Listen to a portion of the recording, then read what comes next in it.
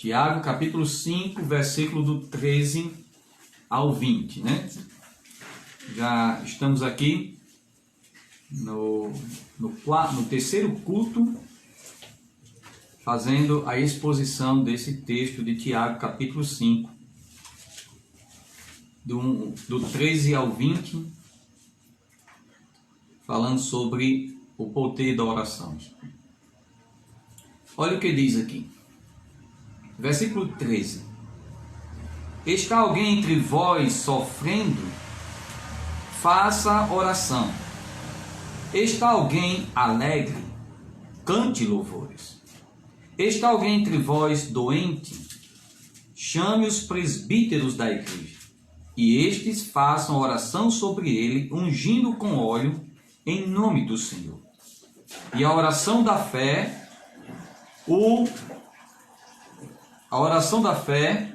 salvará o enfermo, e o Senhor o levantará, e se houver cometido pecado, ser-lhe-ão perdoado.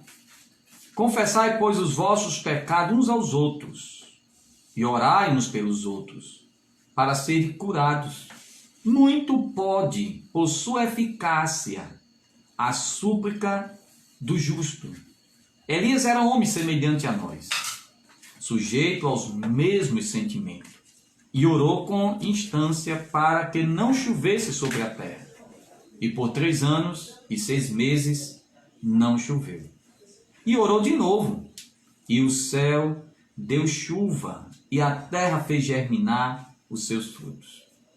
Meus irmãos, se algum entre vós se desviar da verdade, e alguém o converter, sabeis que aquele que converteu o pecador do seu caminho errado salvará da morte a alma dele e cobrirá a multidão de pecados. Que Deus possa aplicar essa porção lida aos nossos corações.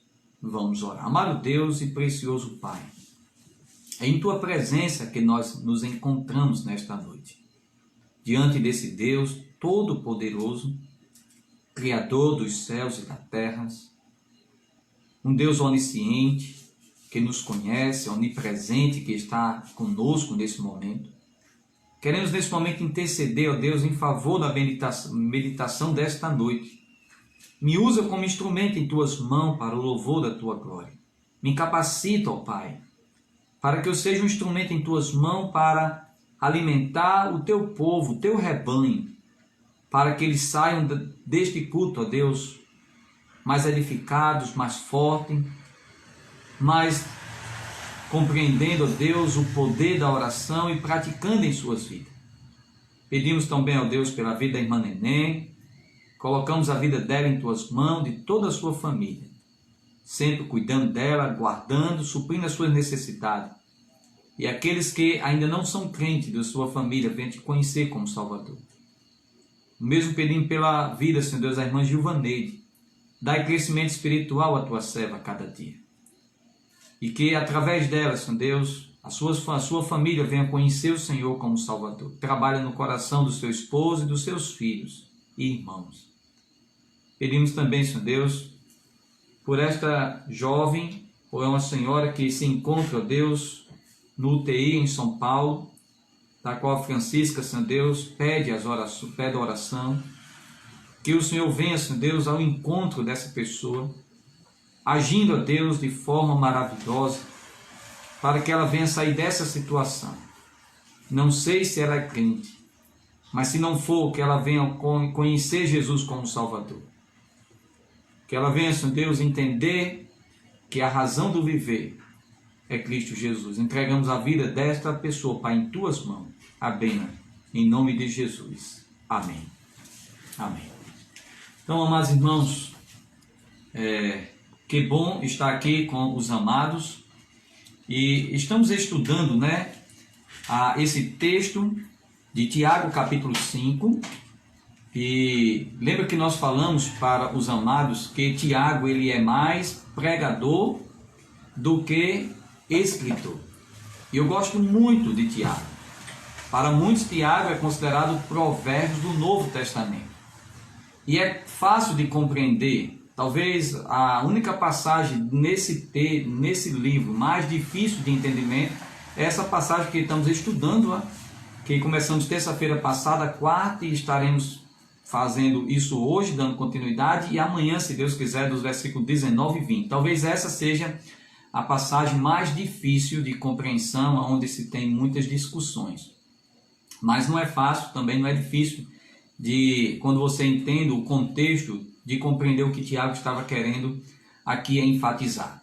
Tiago, ele foi o meio-irmão de Jesus, pastor da igreja, lá de Jerusalém. Havia um apelido, que a tradição diz que Tiago tinha, que era conhecido como joelhos de camelo.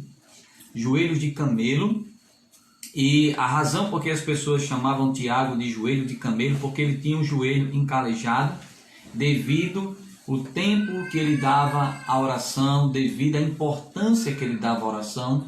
Então, estamos lendo um texto de um homem inspirado por Deus, mas de um homem também que dava valor grandemente à oração. E precisamos, amados irmãos, entender que a oração é um privilégio sublime e sagrado. É maravilhoso saber que, como filho de Deus, é possível chegar-se ao trono com liberdade, ousadia e lhe contar as nossas necessidades. Certa vez alguém, falando sobre oração, disse que a única preocupação do diabo é impedir o crente de orar. E parece que ele tem conseguido, Parece que ele tem conseguido. Talvez a oração seja a nossa maior deficiência como crente em Jesus Cristo. E eu continuo alguém dizendo, ele não teme estudo, ele não teme trabalho e religião sem oração. Ele ri da nossa labuta, zomba de nossa sabedoria, mas ele treme quando oramos. Quando oramos. E Tiago, ele vai nos ensinar aqui sobre a oração, ele vai nos encorajar a orar. Versículo 13, só fazendo uma pequena recapitulação, no capítulo 13, no versículo 13 do capítulo 5, primeiro aqui Tiago ele vai mostrar que devemos orar pelos que sofrem. E ensinamos semana passada que essa palavra aí, que se alguém entre vós sofrendo, faça oração, e aí é uma ordem para que nós possamos estar continuando orando por aquelas pessoas que estão em dificuldade. Essa palavra aí, sofrendo aí, alguém que esteja padecendo em circunstâncias difíceis, seja uma crise financeira, seja uma crise familiar, seja alguma dificuldade no trabalho, na família, seja onde for. Se alguém está passando por um momento de dificuldade, a igreja, ela deve orar. Orar por aqueles que estão sofrendo, tá bom? E quando nós oramos, nós devemos orar sem murmurar. E devemos também entender, amados irmãos, que Deus pode mudar as circunstâncias pela oração. É isso que Tiago está ensinando aqui. E Tiago também diz no versículo 13 que é possível, que alguém, que na própria igreja esteja alguém alegre e outros sofrendo. E isso acontece. Muitas vezes nós encontramos irmãos que estão passando por um momento de dificuldade. Junto com esses nós devemos orar por eles. Aqueles que estão sendo abençoados no sentido de alguma bênção material, desfrutando de uma boa saúde, de uma recuperação, devemos nos alegrar com isso. E Tiago continua no versículo 14, Tiago mostra aqui que nós não somente devemos orar por aqueles irmãos que estão passando por momentos de dificuldade, mas devemos orar também por aqueles que estão doentes. Veja aí no versículo 14, ele diz, está alguém entre vós doente? Chama os presbíteros da igreja, e este faça oração sobre ele, ungindo com óleo, em nome do Senhor. Então, se alguém está doente, chame os pastores. E aqui a gente mostrou quarta-feira, que é um texto difícil, porque as pessoas dizem, mas por que ele chama os pastores? E a razão que entendemos aqui mais na frente, que a razão desta enfermidade era pecado. Alguém tinha cometido um pecado no âmbito público, um pecado que trouxe mau testemunho para a vida da igreja. Essa pessoa, devido a esse pecado, foi duramente punido, disciplinado pelo Senhor. Como ele não tem condições, porque a palavra doente aqui é alguém que está acamado, como ele não tem condição de ir até a igreja para tratar deste pecado, os pastores, ele vem até a casa daquele irmão, e aquele irmão, ele vai simplesmente confessar o seu pecado, reconhecendo o pecado que cometeu, e o pastor e os pastores vai fazer oração para aquele irmão, para que ele seja restaurado daquela enfermidade. E diz aqui que ele vai fazer oração ungindo com óleo. Nós mostramos aqui que o óleo, que era o óleo da olívia, né? No Novo Testamento era usado como meios medicinais. E o que nós aprendemos semana passada era que Tiago estava dizendo, usa os medicamentos necessários, mas também ele usa a oração. É como hoje. Pessoas estão com coronavírus. Irmãos, nós estamos orando, mas ao mesmo tempo aconselhamos os irmãos a usar também os meios de medicinas que é colocado sobre a vida dele, tá bom? E Tiago fala no versículo 15 que a oração da fé, né, que aqueles irmãos que estão orando por ele, orando com fé, vai levantar o enfermo, tá bom? E se aquele irmão que cometeu pecado será perdoado os seus pecados. No versículo 16, nós encontramos aqui no versículo 16, tá bom? Que os irmãos, eles devem, né? Tiago diz, orar pelos enfermos, o enfermo tem que chamar os pastores para tratar da situação, tá bom? De pecado e também orar por esses. Mas Tiago diz também no versículo 16 que os irmãos têm que fazer oração, tá bom? E confessar seus pecados na medida que houver cometido pecado contra outro irmão ou contra a igreja do Senhor. E aí, Tiago diz, confessar por os vossos pecados uns aos outros. Então, se eu magoei alguém, eu tenho que confessar. Se eu pequei contra a igreja, eu tenho que tratar junto com a igreja, pedir perdão à igreja, que é o que Tiago está enfatizando, eu creio aqui. E, em seguida, orar uns pelos outros. E no finalzinho, veja que no finalzinho ele diz, muito pode. Ele vem falando de oração. Por 7 vezes nesse parágrafo ele fala de oração. E ele chega no finalzinho e diz, muito pode. Por sua eficácia, a súplica do justo. E agora, devemos entender, amados irmãos, no versículo 17 e 18, que devemos crer na eficácia da oração. Devemos crer no poder da oração. No poder da oração. Quando a gente vê muito pode por sua eficácia a súplica do justo.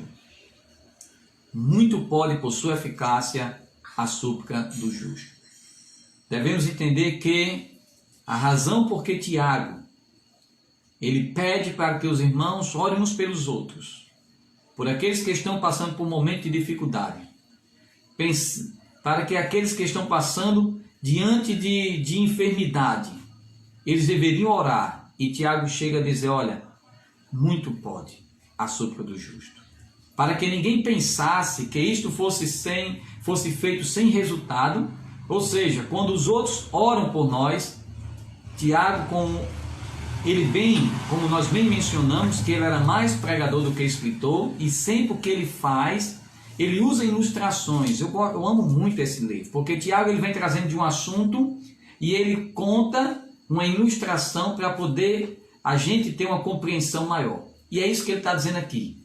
Ele vai agora usar o exemplo de Elias, porque para que as pessoas pudessem entender que as suas orações têm resultado, que muito pode realmente a súplica do justo.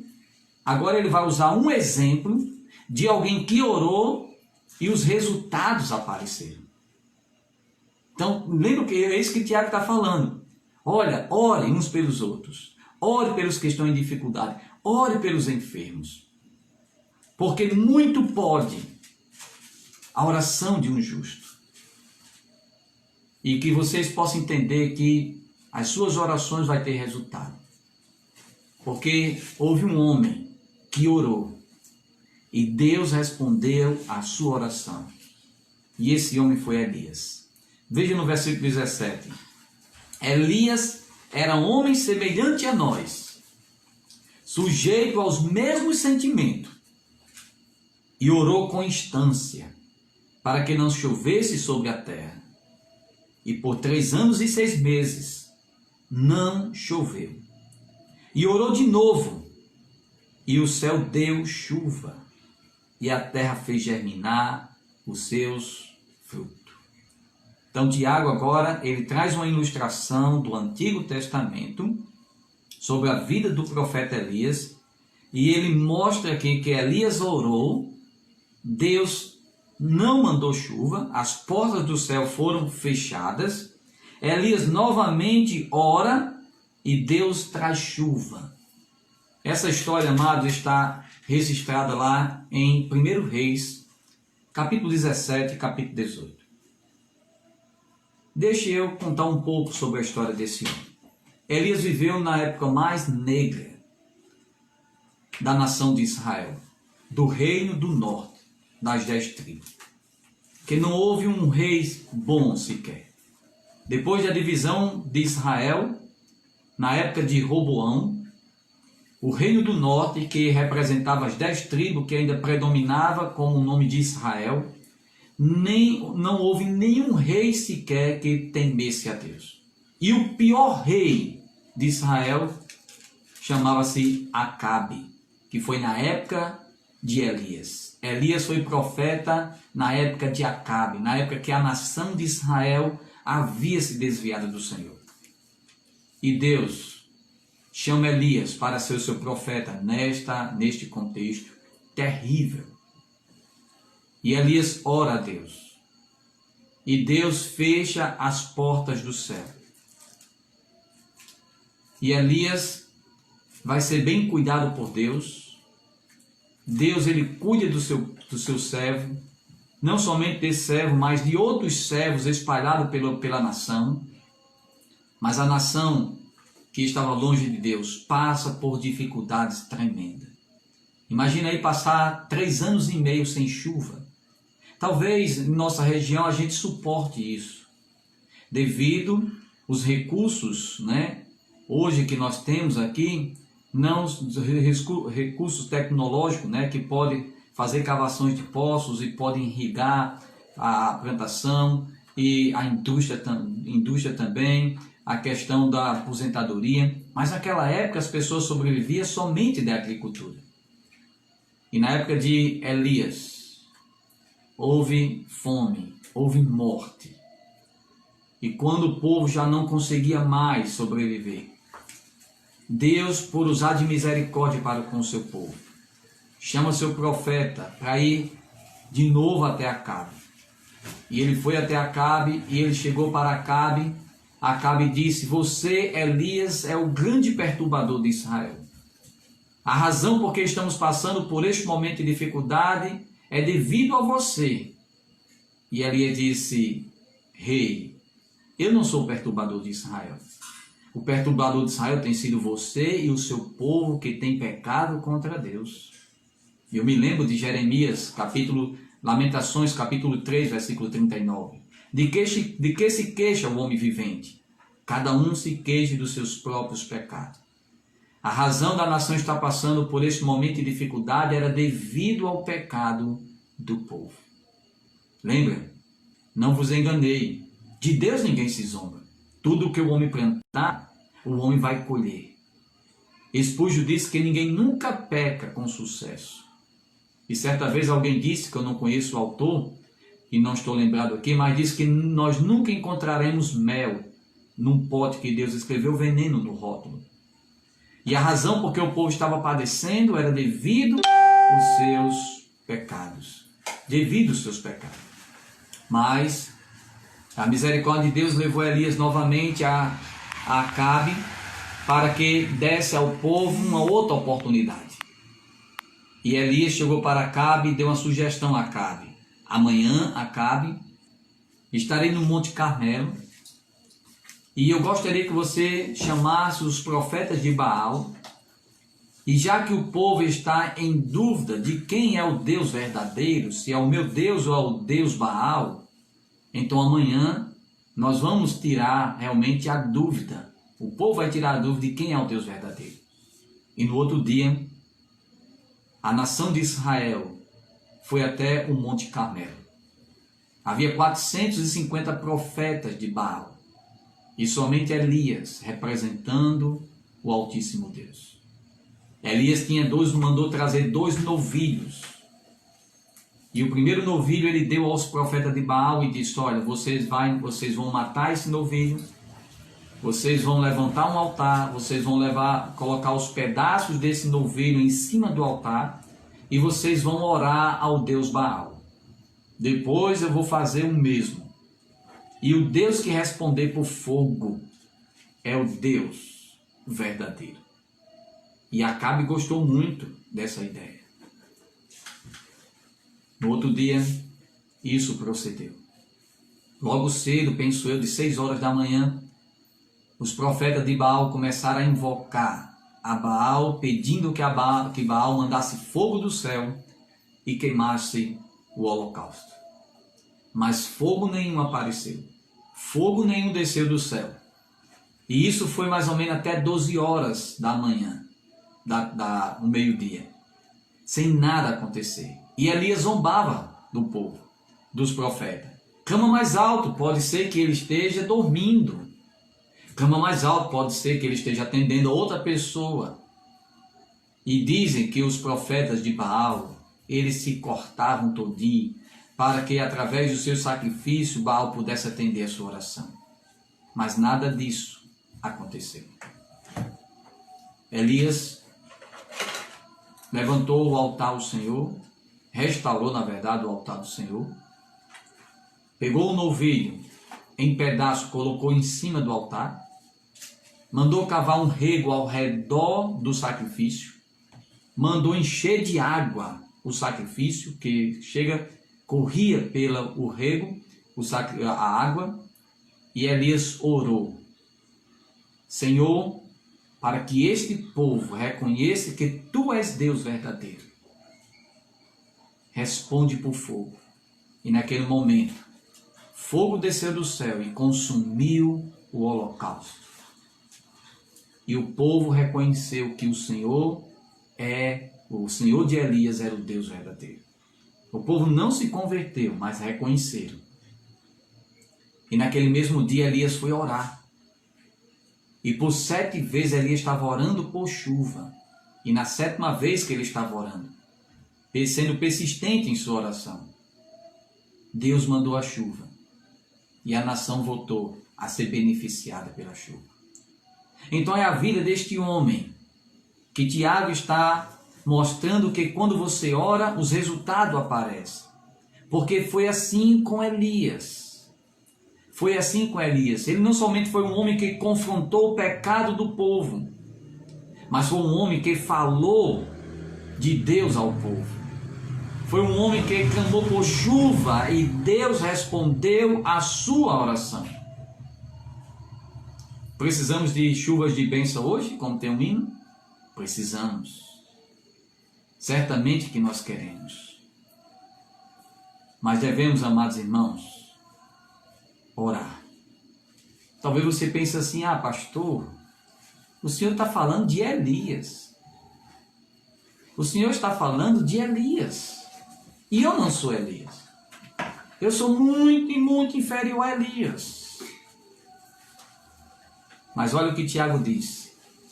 Elias era homem semelhante a nós. Elias era homem semelhante a nós. Era homem que tinha as mesmas fraquezas que nós temos. No capítulo 19 de 1 Reis, você percebe no capítulo 19 que quando Jezabel soube que o profeta havia mandado matar os profetas de Baal, ela falou que Elias seria morto. E aquele homem que tinha enfrentado uma nação, aquele homem que estava realmente nas mãos do Senhor, que viu o cuidado do Senhor e sua proteção, aquele homem, o profeta Elias, a Bíblia nos diz que ele teve medo. Ele teve medo. Medo de morrer. Aquele homem, ele teve que fugir de Jezabel. Aquele homem entrou numa depressão profunda, a ponto de pedir a morte. A morte. Então, meus amados irmãos, Elias era homem semelhante a mim e a você. A única coisa que se destaca de Elias no texto, veja que ele diz: Elias era homem semelhante a nós, sujeito aos mesmos sentimentos, às mesmas fraquezas, às mesmas paixões. Mas sabe o que diferenciava Elias de mim e de você? Sabe o que diferenciava Elias de outros homens? É porque ele orava com instância. Ele orava com instância. E essa palavra orar com instância quer dizer ele orava de coração. Ele orava de coração. Por isso que Tiago diz que a súplica do justo muito pode pela sua eficácia. O maior poder é o poder de Deus que é manifestado através da oração. E ele entendeu muito bem. Por isso que ele se tornou um homem de oração. E o que Tiago está querendo nos ensinar aqui é: orem pelos aqueles que estão passando por momentos de dificuldades. Ore por aqueles que estão doentes. Ore porque os resultados irão aparecer, os frutos irão aparecer. Porque muito pode pela sua eficácia a súplica de um justo. Veja o exemplo de Elias. Ele ora para que não chova durante 3 anos e meio, não chove. Depois ele ora a Deus e Deus manda assim a sua chuva, respondendo à oração. O sentido aí é que ele ora com intensidade. Ele ora realmente com poder, podemos dizer assim, ora mais, com mais intensidade, com mais fervor. Eu não estou falando aqui de alguém que é extravagante na oração, que acha que pelos seus muito gritar e falar alto, Deus vai ouvir a sua oração. Não é isso. No texto lá diz que Elias orou 7 vezes para que a chuva chegasse. O sentido é que ele estava orando com tanta fé. Ele estava orando de coração, entendendo que Deus ia ouvir a sua oração, ia responder a sua oração. Isso é importante. Mas precisamos entender, amados, uma coisa. Talvez você esteja ouvindo essa mensagem e dizendo: agora sim, eu vou orar de coração para que Deus faça isso, Deus faça aquilo. Mas é interessante observar que Elias orava com base nas promessas de Deus. Com base nas promessas de Deus. Veja que ele orou. E aí mostra a questão de uma oração persistente. Diferente de nós, que apenas profere preguiçosamente uma série de palavras religiosas sem sinceridade. Oramos muitas vezes para um alívio de nossas mentes. Alguém certa vez disse o seguinte: Deus não presta atenção à pompa das palavras ou à variedade de expressões, mas à sinceridade e à devoção do coração. A chave abre a porta, não porque é dourada, mas porque se encaixa na fechadura. E esse é o sentido aqui. Orar de coração é de sinceridade. Não é usar palavras bonitas, né? Muitas vezes, pastor, eu não sei orar, porque eu não sei usar palavras como alguns irmãos usam. Não. Havia um crente aqui em nossa igreja, e eu nunca esqueci. Algumas coisas marcam a nossa vida. Era o nosso irmão Cícero Soares, que já se encontra com o Senhor no céu. Quando ele era novo, assim que ele se converteu, na quarta-feira eu fui orar com ele. Ele era novo convertido.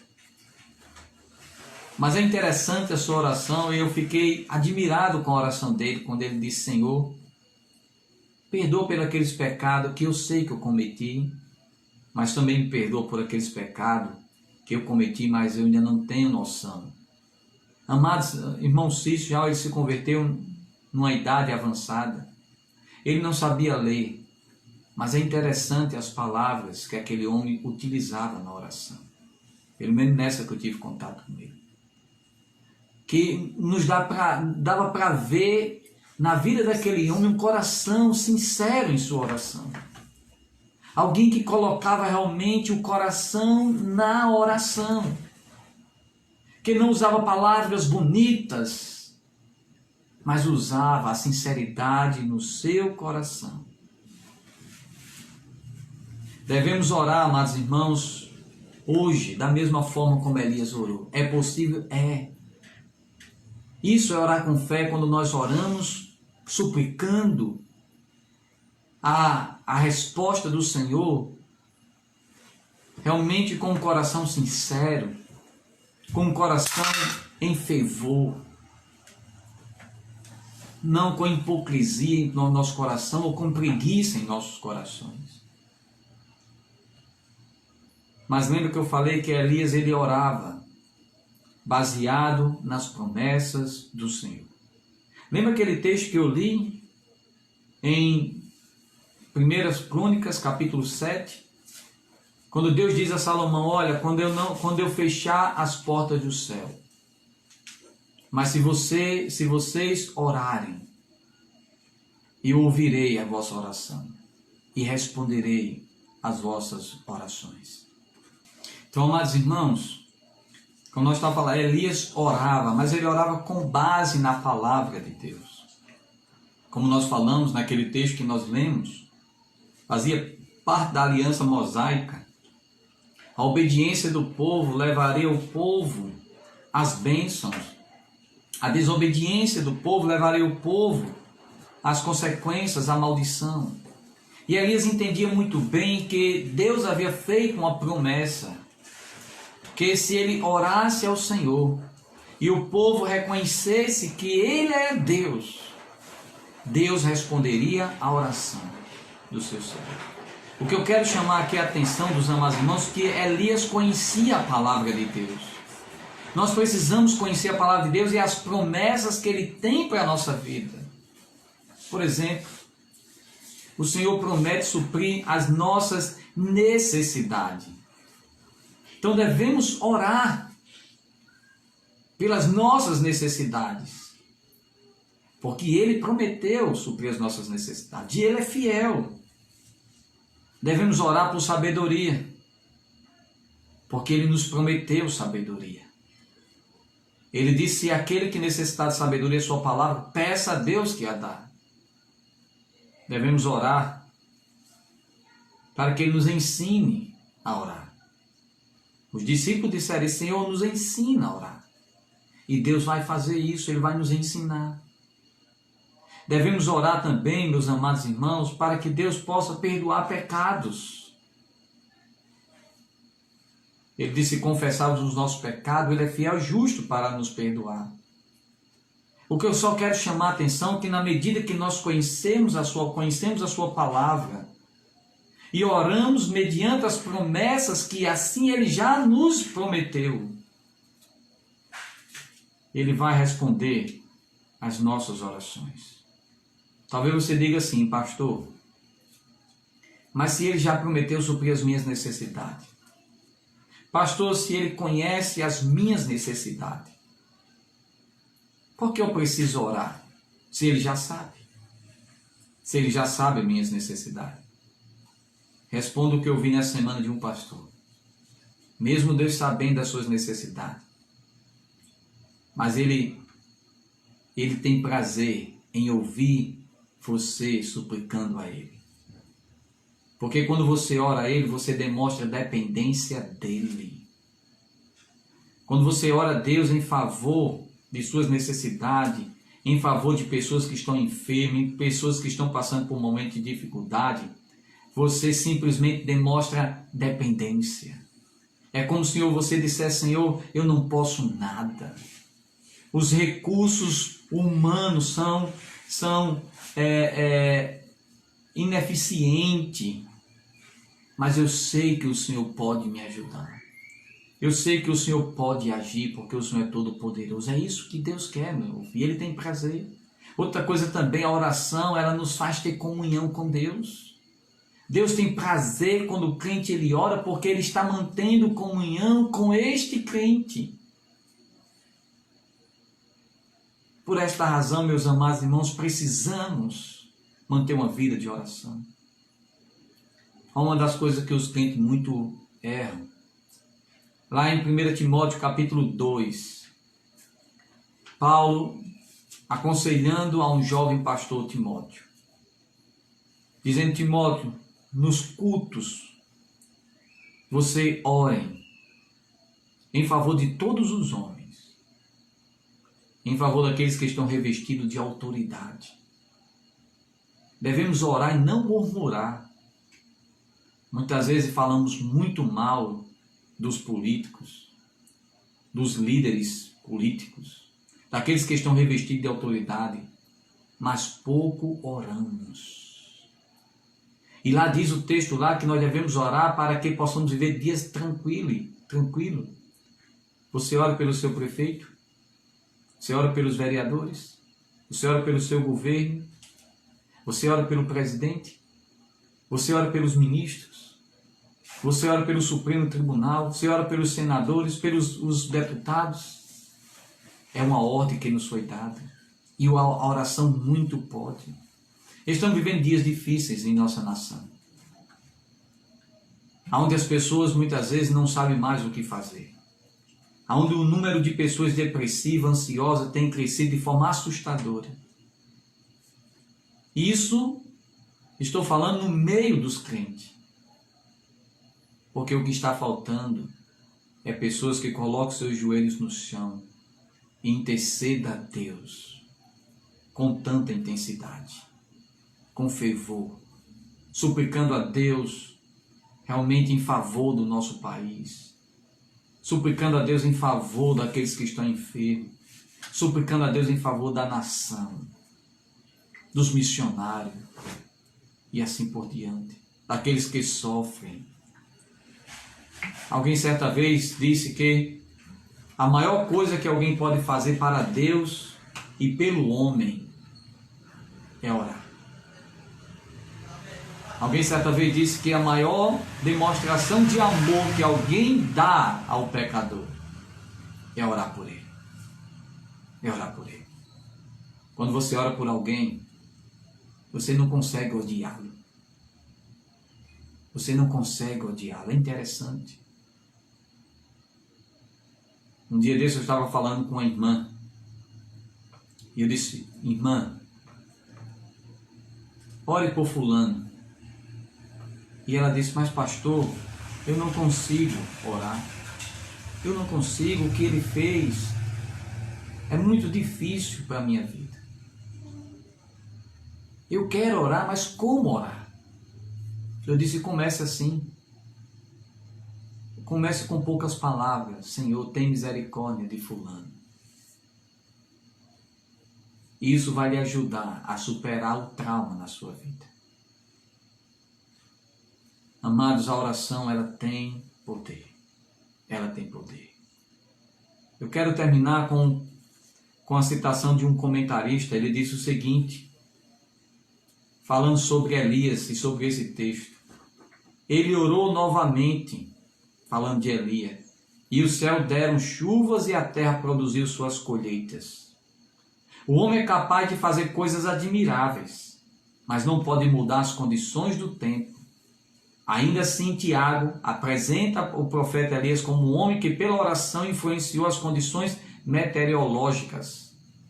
O profeta assumiu uma postura que indica que ele orou com dedicação e presume-se durante algum tempo. Como resultado da oração de Elias, a seca terminou. Deus ouviu a oração do seu servo, acabou com o período seco e deu chuvas copiosas que depois produziram uma colheita abundante, o suficiente para as pessoas e os animais. O que tem mudado você durante esse período da pandemia? Você tem orado mais para que Deus quebrante o coração das pessoas? Para que as pessoas enxerguem que Deus existe e que as pessoas precisam dele? Você tem orado? Você tem intercedido em favor da nação? Ou você tem colocado todas as suas expectativas e esperança na ciência? Ou você tem tido uma visão pessimista, dizendo, isso nunca vai acabar? O que falta, amado, é colocarmos os nossos joelhos no chão e orar como Elias orou. Orar como Elias orou. Tiago nos ensina que a oração faz o impossível. Ela tem poder. Ela é uma ferramenta poderosa que nós temos em nossas mãos. E por que, amados irmãos, eu incluo isso comigo? Por que oramos tão pouco? Você já percebeu isso? A oração tem um poder tremendo. A gente tem visto Deus agindo de forma maravilhosa nesse período de pandemia. Quantos irmãos não se recuperaram da Covid?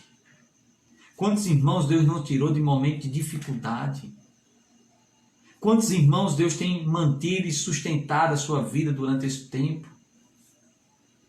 Quantas bênçãos o Senhor tem derramado sobre as nossas vidas?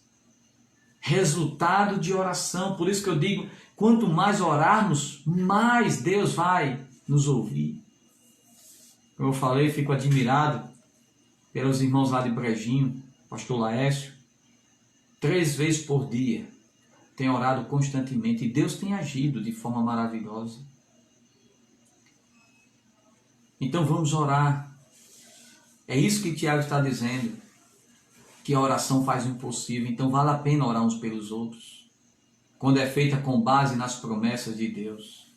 As promessas de Deus quanto à oração não se limita às personagens bíblicas conhecidas por sua fé, como Elias, Daniel, como Abraão, Moisés, mas se estende a todos os filhos de Deus neste mundo. A todos os filhos de Deus. O Deus de Elias, o Deus de Moisés, o Deus de Abraão, o Deus de Isaac, o Deus de Daniel é o nosso Deus. E aprendemos ainda que devemos orar com base na palavra, nas promessas que Ele já fez para conosco. Tudo isso deve servir de encorajamento diante das dificuldades que nós estamos passando. Ore cada vez que você estiver passando por uma dificuldade. Ore a Deus.